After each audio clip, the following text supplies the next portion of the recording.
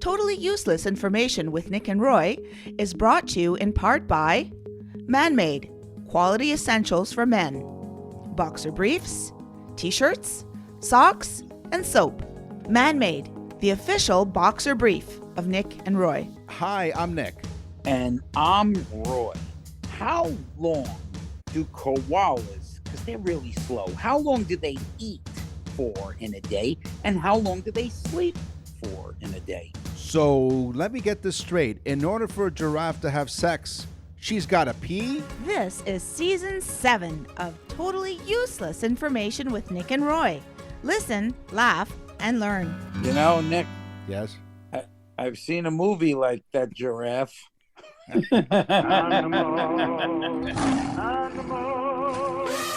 Animal, crazy animal. Yeah. Mhm. Yeah. Now You want to see that movie? You go to nickandroy.com. No, there's no movie there. The only reason why you should go, many reasons why you go to nickandroy.com. We'll tell you all about it.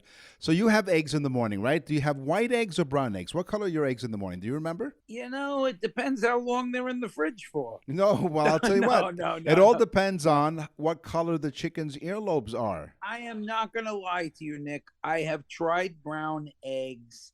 I have tried farm eggs. You know, I do the white regular eggs because I really didn't see, other than the yolks being very yellow, I didn't see the big difference in taste. Well, the taste may not be any different, but it all depends on the color of the chicken's earlobes. Now you're asking me, well, wait a minute, do chickens have earlobes? Do chickens have earlobes, Nick? Do chickens have ears? Yes, chickens do have ears, although they're hidden behind What? the feather. They're hidden behind the feathers on the side of their head, not in their head like yours. But when the feathers are pushed aside, the openings serve as ears, right? There's no outer ear, but the chickens have earlobes that you can clearly see. And here's the fact that chickens with white earlobes lay white eggs. Chickens with red earlobes lay brown eggs. No. Mm-hmm. Oh, that's a good fact. Yeah. See? So there's two things there. One, that you know the color of the earlobe. First of all, the fact that they have earlobes, and then the color of the earlobe determines in what color eggs they will lay. That is cool. Yep. I like that one. I think that people should that's one you write down and tell your friends. Yes. The true giant squid of folklore. I mean, you know, you read like Moby Dick and you see the giant squid and the whole bit, but they may have found one of these giant squid. They recently found a 50-foot long squid that weighed over 1 ton. Oh. Now, just to give you an idea of 50 feet long, if the average big pickup truck is 20 feet, that squid was almost 3 pickup trucks long. Now, just think, a pickup truck's pretty big. Think that squid is 3 times the size. It could engulf the pickup truck, pick it up, and throw it around. And go for a drive if it wants to. And if you're and listen, if you're that big, let it do whatever it wants. Yeah, and they say like sign here, and I said to the squid, "You got any ink?" Yes. Now, how many eyes do you have? 2. I have 2 eyes. Most people have 2 eyes, but there are animals who have 3 eyes. Let me tell you, Nick, living in New York all those years, I got eyes in the back of my head. Well, this is almost the same thing. It's commonly called a parietal eye, which is only found in certain species of lizards, sharks, and bony fish. Mm-hmm. Salamanders and frogs. This eye doesn't see like an ordinary eye does, like we have, but it's photoreceptive.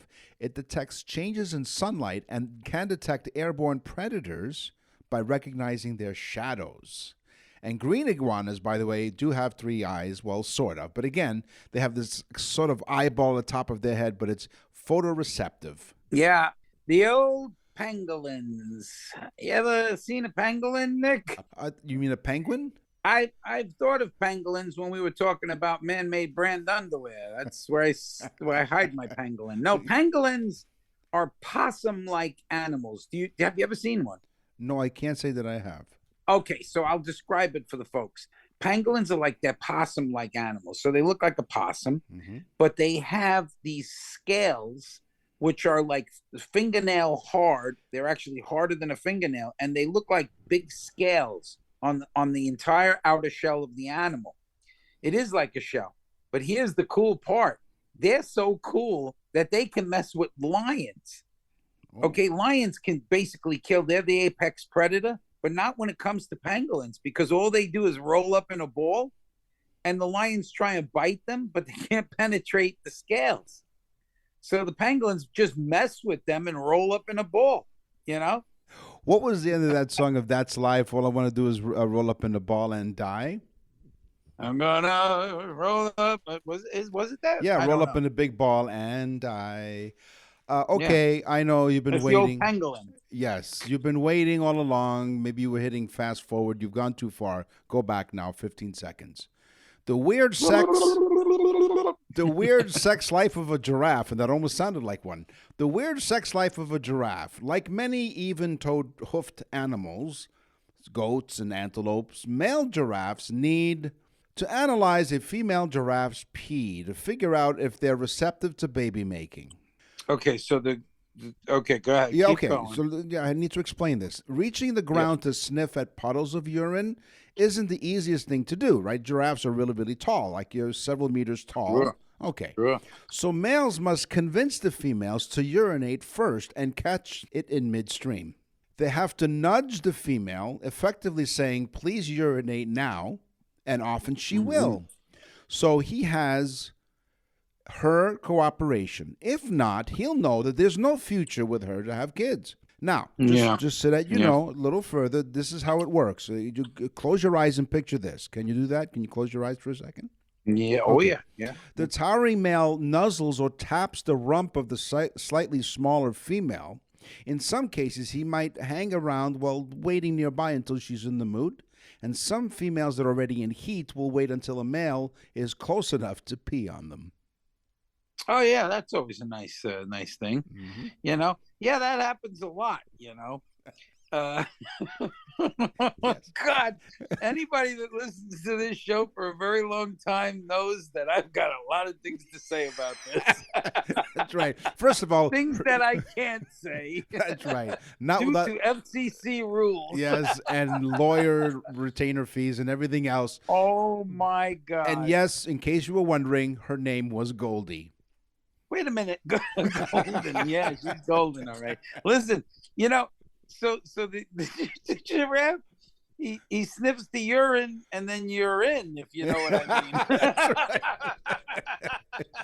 But hold on. No, but they don't have their sexual acts is basically him catching her pee.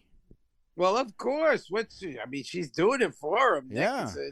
It's a nice gesture, you know. She gives him the old. Yeah. And you know what? Even if we said that if she doesn't do that for him, then he'll really be pissed. Yeah, he'll be pissed off. Yes. Or pissed on. One or the other. Pissed on is good. Pissed off, no good. Yeah, when he walks up to his friends, he's like, boy, am I really pissed on? They're like, yeah. You got some. All right. My teaser. Koalas. These are some freaky animals. First off, you know how slow they are, right? Oh, yeah. But you look at a koala, you just want to hug the koala. They're probably nasty because they got claws and they got like this beakish, freaky face. But, they do. You know, they eat the eucalyptus leaves. They eat for 2 hours a day continuous. They eat for 2 hours. Now, I don't know how much they actually consume, but they eat eucalyptus leaves for 2 hours a day. Then they go back to sleep. And they wake up when it's time to eat again for 2 hours. So think about this. Their life consists of eating for 2 hours and sleeping for 22 hours. This is their life. So I'm thinking that's pretty cool. So I'm going to try it tomorrow. I'm going to wake up and have my wife feed me for 2 hours. And then I'm going to go back to sleep. Wake up the next day. Yeah. Of course, when you sleep, you only sleep in your man-made boxer briefs. Oh, yes. You won't see the engineer that slams the Nissan Rogue's door 13,920 times. Or the corrosive chamber that simulates 15 years of life in 5 months. Or the Rogue, heat-baked for over 300 combined hours. What you will see is a vehicle that can take punch after punch and keep rolling. Nissan, #1 in new vehicle quality among mainstream brands by J.D. Power. We put it through the worst, so you get its best. For J.D. Power 2025 U.S. Initial Quality Study Award information, visit jdpower.com/awards. Awards based on 2025 model year. Newer models may be shown. You're listening to Totally Useless Information with Nick and Roy. Yes, you heard us talk about Man-Made brand. Man-Made makes, they're made for man. How's that? It's a great name. Man-Made is made for man. Check out our website, nickandroy.com, and find out what all the fuss is about. As you're listening to Totally Useless Information with Nick and Roy, it's that time again. It's time to talk about Man-Made. Yes. Man-made brand underwear. Guys, listen to us, please. Man-Made sent us underwear to test for them. We had them on the show. We talked to them. They were nice. They sent us underwear. Nick and I flipped out to the point where they're now sponsors on our show.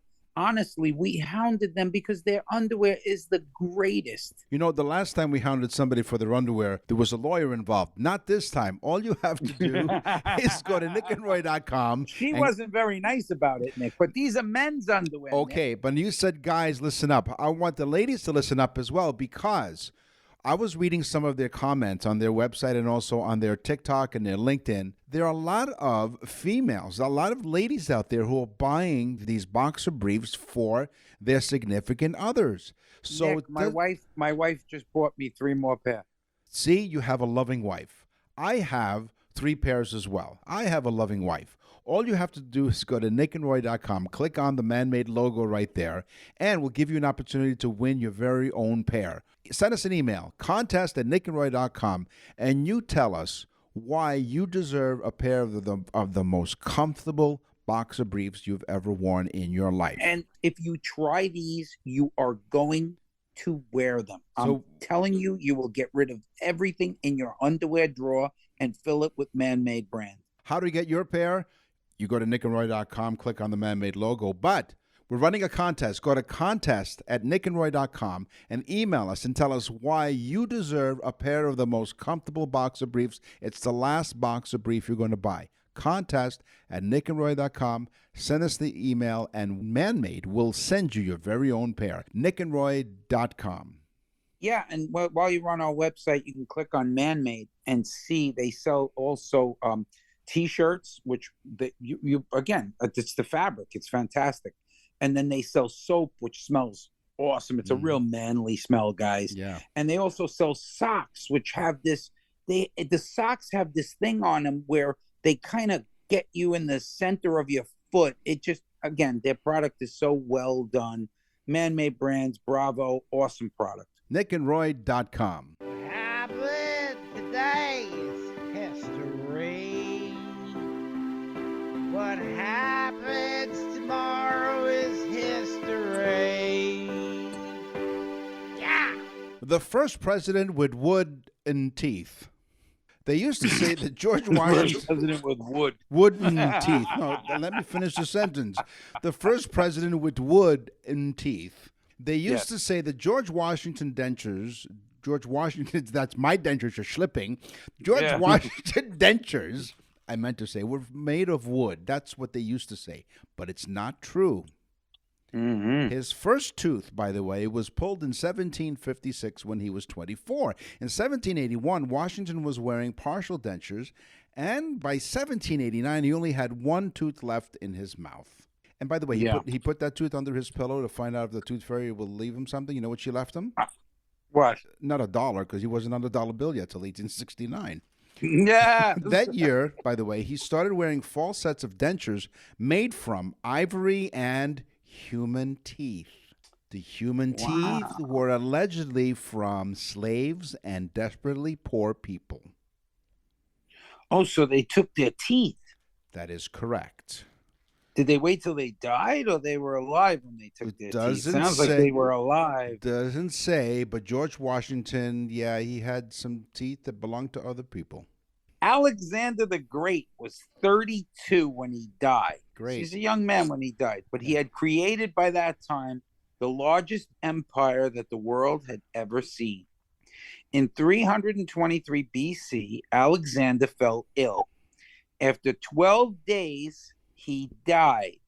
He was laid out for 6 days, which was customary for like an emperor. Mhm. But during that period of 6 days where they would be laid out, these bodies would start to decompose and rot. And people would come to see them and they would stink and so on. But not Alexander. For 6 days, his body stayed perfect. They were like, this guy's unbelievable, except for one thing. Mm. They believed that he was suffering from a disease called Guillain-Barré syndrome. And he actually wasn't dead. He was quite alive. He was just in like a comatose type state. And they probably buried poor Alexander alive at the age of 32. He probably was just in a coma. He couldn't say it. He couldn't do anything. That's why he wasn't rotting. And the first thing he said was, "This is just great." In Rome, the Circus Maximum is still the largest capacity sports arena ever built. It was used for execution of prisoners, part of the Roman triumph, and chariot racing. And historians believe that the circus... None of which I've ever seen at the circus. No, not at all. It was a 3-ring circus of Roman triumph, execution of prisoners, and chariot racing. Yeah, it's like, what? No peanuts for the execution? No, exactly. Yeah, might as well save their teeth for George Washington. Historians believe that the Circus Maximum could hold between, get this, you ready?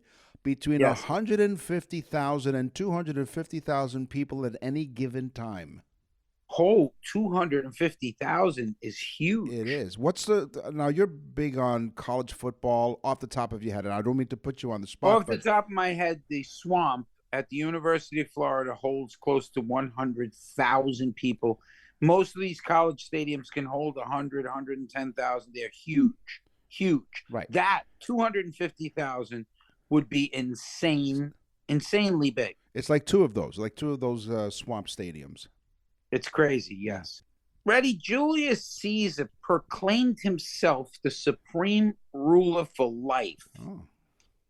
He wanted to avoid those, pesky elections. Oh, yeah. So he didn't want to bother with the elections. So Julius Caesar, he goes to the Senate and he has this whole discussion about why he's the supreme ruler and there's no more elections and they got to deal with it. The senators are so pissed, they're so upset that they're more pissed than a giraffe in heat. And so so they follow him after his long drawn out speech. They follow him into an alleyway and they stab him. But now this is what they believe actually happened. He was stabbed 23 times. Oh. And they believe that each stab was a single stab from a single senator. So they believe 23 senators followed him down the corridor, and the last stab was Brutus. Et tu, Brute? Yeah. What I got out of all of that is the election results are in, and it was unanimous. They all killed him. He said, Brutus, I got this stabbing pain on my side. Exactly. Go to Dr. Matt in Naples, Florida. Ever notice how ads always pop up at the worst moments? When the killer's identity is about to be revealed. During that perfect meditation flow. On Amazon Music, we believe in keeping you in the moment. That's why we've got millions of ad-free podcast episodes, so you can stay completely immersed in every story, every reveal, every breath. Download the Amazon Music app and start listening to your favorite podcasts ad-free, included with Prime. The Great Fire of 1666. It caused massive damage across the city of London. Of course, the fire was traced back to a baker's oven, apparently. It destroyed over 13,500 houses and displaced over 80,000 residents. But remarkably, only 6 people died in the Great Fire of 1666. Wow. Yeah. But a lot of damage, though. Yeah, like we said, more than 13,000 houses and over 80,000 people. Had they had a whole bunch of female giraffes, they could have put it out. That's right. They didn't have any giraffes. Wow. Really talking about feeling the heat. Yep. Ready, aim, fire. Okay, so Yes. now you've been to Italy, Nick. Oh, several times, yes. When you look at some of the houses there, they're modest type houses, but a lot of them have these beautiful marble style entryways. And, when I was in Sicily, I even saw that where they had these beautiful marble. These were modest, poor people. And you say to yourself, where did they get the money to do that? Well, here's where it happened. The Romans, when Rome fell to the Goths, the Colosseum and other sites were completely clad in marble. Layer after layer of beautiful marble was used to cover places like you said, the Circus Maximus, right? How big was that damn place? It was probably covered in marble. Sure. Well, the people started ripping the marble off these buildings because Rome had fallen and it wasn't illegal to do that. And they brought that beautiful marble to their own homes and then utilized it over again. They make it the good construction. Yeah, talk about getting what you should from your government. Yes. So what happened? Rome fell and they couldn't get up? Is that what happened? Yeah, well, they said, those taxes, they weren't written in stone. Yes, they were. You're listening to Totally Useless Information with Nick and Roy. Thank you very much for joining us week after week. Over 67 countries around the world are listening to us. We thank you for that. We're on the iHeartRadio Talk Network all across Canada, coast to coast to coast. We thank you for all of your support there as well.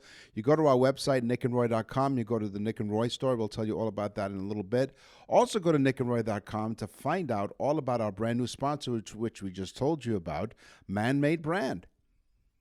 Oh, yeah. They're fantastic. And there's a giveaway. Folks, you go to our website and you can enter in, send us an email and enter in to the contest to win Man-Made underwear. The best underwear in the world for men. All you have to do is send us an email as to why you deserve a pair of Man-Made boxer briefs. Contest at nickandroy.com. We'll also answer your question from our mailbag and in the news, because that's everyone's favorite. All the people that I ask what their favorite, one of their favorite segments is the science, because I love the jingle. And also in the news, this man wanted to hire somebody that wasn't stupid. Your weekly sweet and savory facts of totally useless information with Nick and Roy. Come and get it! You go to Burger King or Wendy's or McDonald's. Mm-hmm. By the way, we're not supported by any of these cow-killing maniacs. No, I'm joking. They have chicken. Yeah, but now you eat these burgers, but then what I'm going to say to you is really going to affect you. Uh-oh. The average burger that you eat contains meat from more than 100 different cows. Oh. So you go to a fast food place and you order a burger, and then you tell them, I heard a totally useless information with Nick and Roy. There are over 100 cows. It took them 100 cows for you to make that burger. I want you to name every single one of them and see what happens. Was Donner and Donner. No, that's reindeer meat. Oh, sorry. This next fact is courtesy of one of my colleagues at News Talk 1010 in the aforementioned iHeartRadio Talk Network. Joe is a colleague of mine, and he said, hey, did you know that there are various names associated with the size of wine bottles? And I didn't know, so I looked it up, and sure enough, there's a list of the size of the wine bottle has its own name. For example, at 187.5 milliliters, it's called a split, which is usually like a single serving of champagne. Yeah, that's a little one of champagne, yeah. 750 milliliters is a standard. It's a common bottle size for most wine. 1.5 liters is a magnum, which is equivalent to 750 milliliter bottles, right? Simple math. 3 liters is called a double magnum. 6 liters of wine is called a Methuselah. It's equivalent to 8 standard 750 milliliter bottles of wine. 9 liters is called a Salmanazar. Okay, it's equivalent to 12 bottles of wine on the wall. Finally, if you have a 15-liter bottle of wine, what do you think that's called? I don't know. A drinking problem. No, it's, Wow, called 15 liters? a Nebuchadnezzar is what it's called, and it's equivalent to 20 standard 750-milliliter bottles. I would have thought the 15 liters was for the giraffe urine. Yes, you have a drinking problem. It's called a pisser. Yes.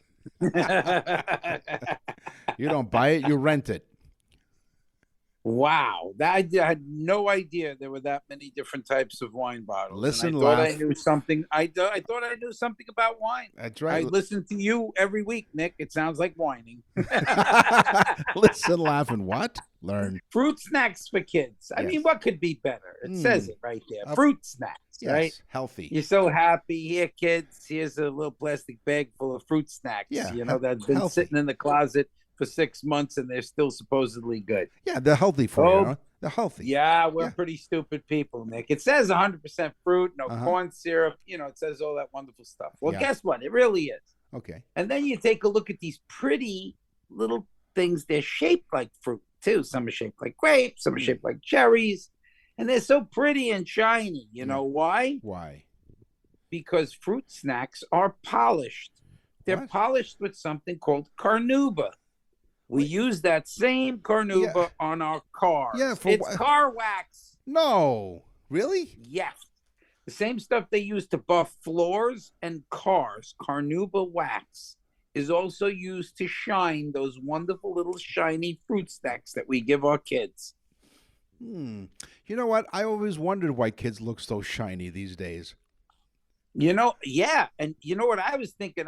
Because I'm always thinking, Nick, right? Yes. I was thinking to myself, you line up about 10 giraffes, you feed them all these fruit snacks, and then you drive your car underneath it. It's like a car wash. Nice It is. carnauba wax shine. It is. Absolutely. Wow. I'm sick in the head. Oh, that's not all. You're sick. You won't see the engineer that slams the Nissan Rogue's door 13,920 times, or the corrosive chamber that simulates 15 years of life in 5 months, or the Rogue heat-baked for over 300 combined hours. What you will see is a vehicle that can take punch after punch and keep rolling. Nissan, #1 in new vehicle quality among mainstream brands by J.D. Power. We put it through the worst, so you get its best. For J.D. Power 2025 U.S. Initial Quality Study Award information, visit jdpower.com/awards. Awards based on 2025 model year. Newer models may be shown. How about now? We make sandwiches. We make like a ham and cheese sandwich. We make a grilled cheese sandwich. How about a fruit sandwich? Ooh. These sandwiches were made by putting fresh fruit, like real fresh fruit, not the carnauba wax ones. You put fresh fruit with whipped cream in between 2 slices of bread. It is thought that a fruit sandwich originated in a cafe in Kyoto. It's the longest running fruit snack in Japan, though there are other theories as well, like fruit sandwiches are currently a hit among young people in Japan. Or In Japan, huh? Yes, a fruit sandwich. Walt Gerber and Fritz Stelter in 1911 invented something in Switzerland. They invented a substance called processed cheese or cheese product. We affectionately call it American cheese. Or the yellow one? Yes, American cheese that we have in the little plastic wrappers is not American at all. Walt Gerber and Fritz Stelter, they invented it in 1911, and we call it American cheese. They couldn't call it like Swiss cheese because Swiss cheese was already invented, so they couldn't call it Swiss cheese. And they couldn't and you know, like the French, they couldn't, like, you know, I guess we stole it like the French do with French toast and, you know, things like, and French fries, which are not, you know, really French. Okay, now up here, I live in Canada. I'm in Toronto, Canada. Roy is in Fort Myers, Florida. Now, up here in Canada, we don't have American cheese. We just call it cheddar cheese. No, but American cheese is not cheddar cheese at all. Cheddar cheese is cheddar cheese, but American cheese is a processed cheese. Right. So they might have invented it, but it was James Lewis Kraft. Yeah. a Canadian-American entrepreneur and inventor. And he was the first to patent processed cheese.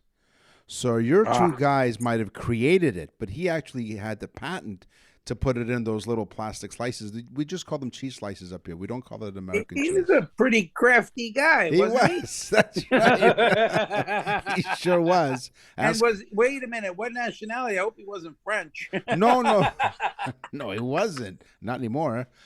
Okay, you're a chef, right? You've worked in kitchens, you've owned restaurants, and you use olive oil in all sorts of applications, right? Allegedly, Nick. Allegedly. Right. Okay. What? Allegedly you used olive oil, or allegedly you were a chef.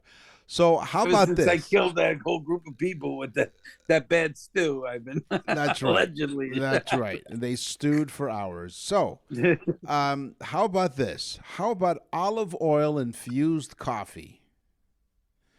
Starbucks. Wow, that's weird. Starbucks mixes olive oil with coffee. The chain is rolling out a new line of olive oil infused coffee drinks called Oleato in Italy, and they will bring them eventually to Southern California. So the CEO of Starbucks, Howard Schultz, I think he's French, isn't he? He also Schultz. Yeah. Sure. How would you pronounce his name? No, it's Schultz. I see Schultz. nothing.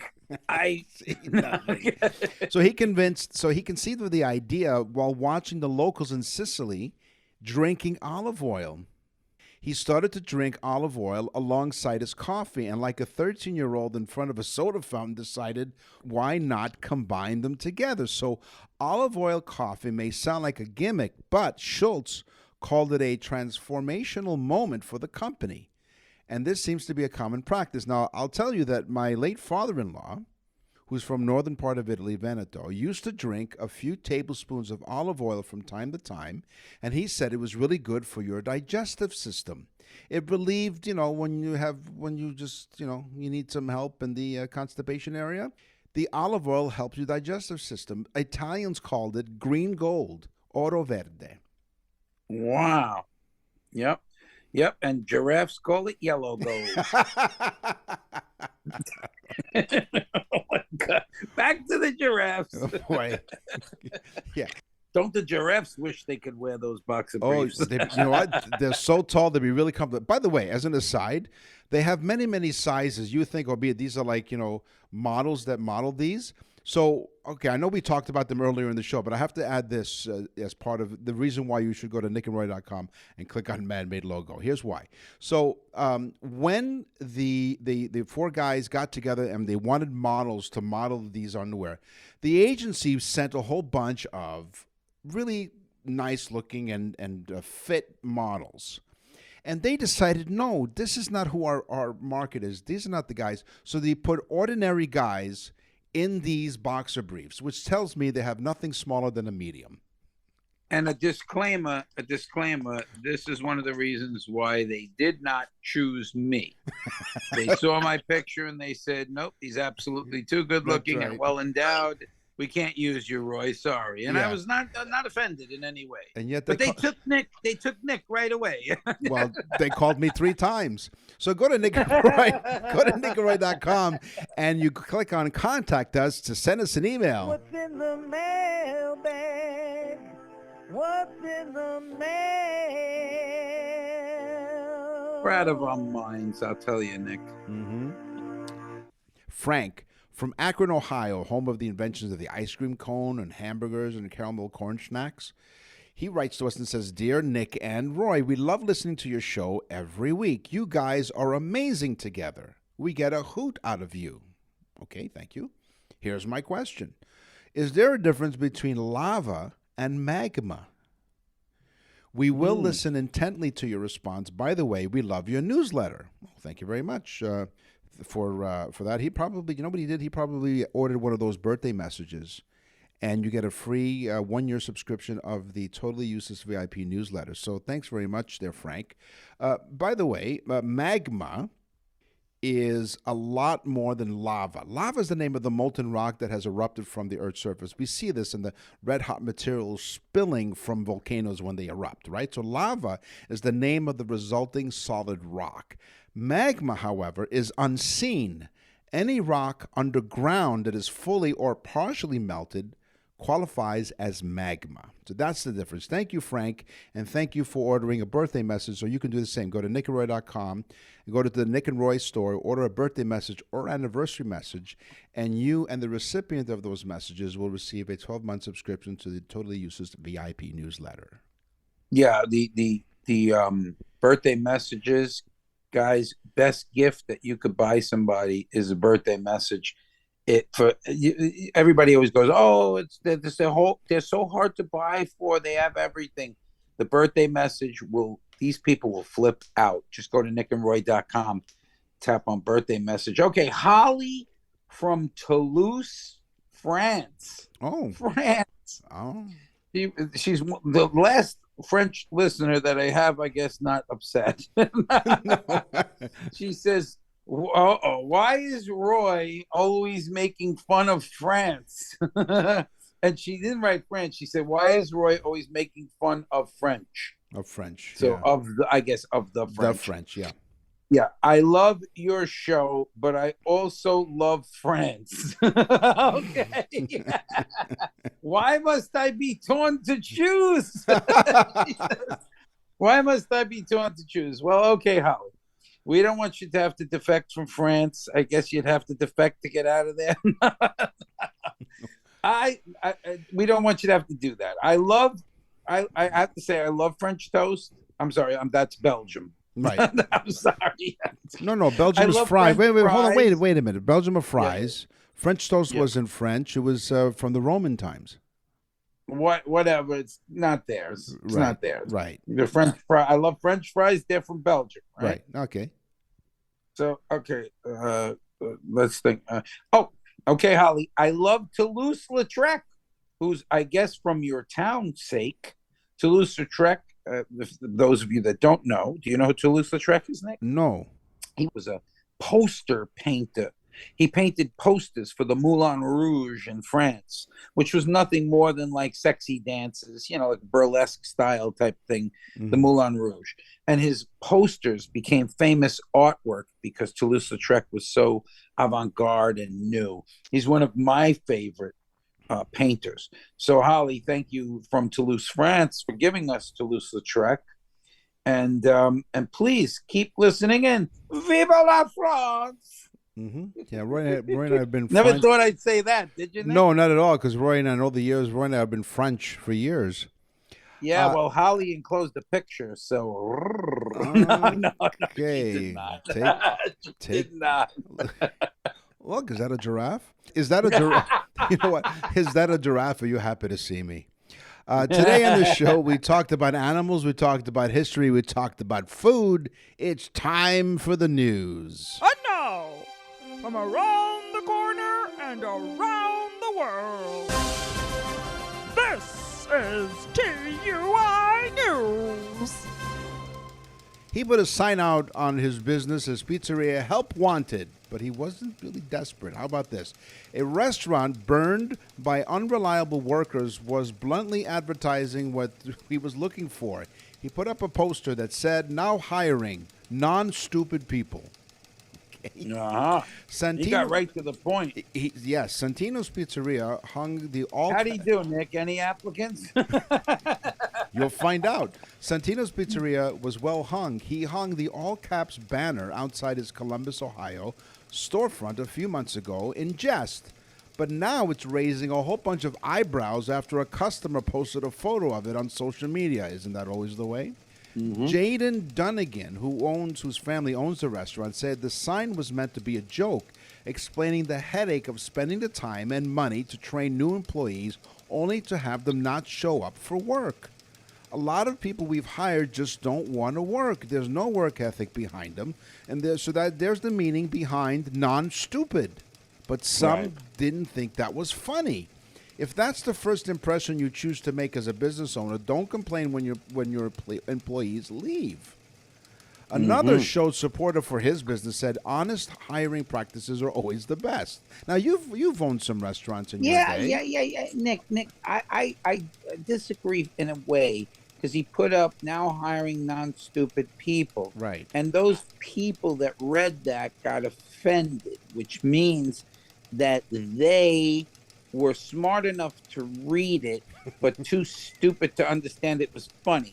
So he should now put up a poster that says, now hiring people with a sense of humor, and maybe he'll get better people to go. That's right. So this is what happened. He kept getting all kinds of prank calls. In fact, somebody called in a fake pizza order for $100. It was about 10 pizzas. He made the order. He called them back, and then they said no. So instead of letting the food go to waste, Dunnigan, who's a fine businessman, donated it. To stupid people. No.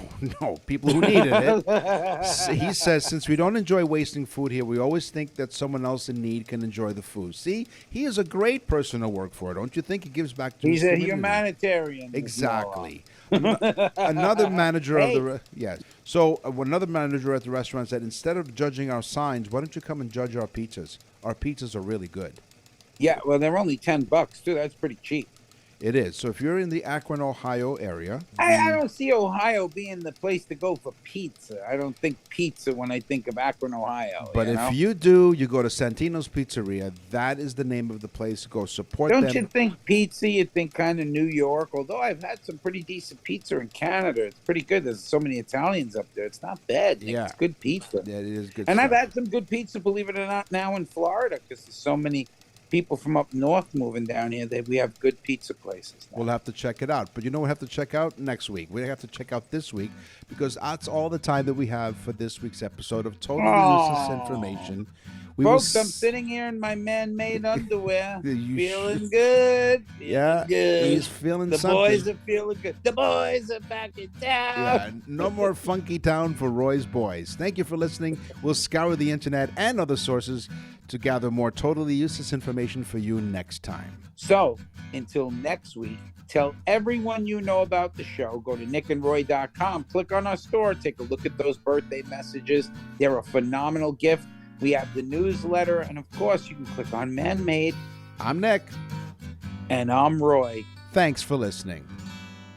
Totally Useless Information with Nick and Roy has been brought to you in part by Man-Made, quality essentials for men, boxer briefs, t-shirts, socks, and soap.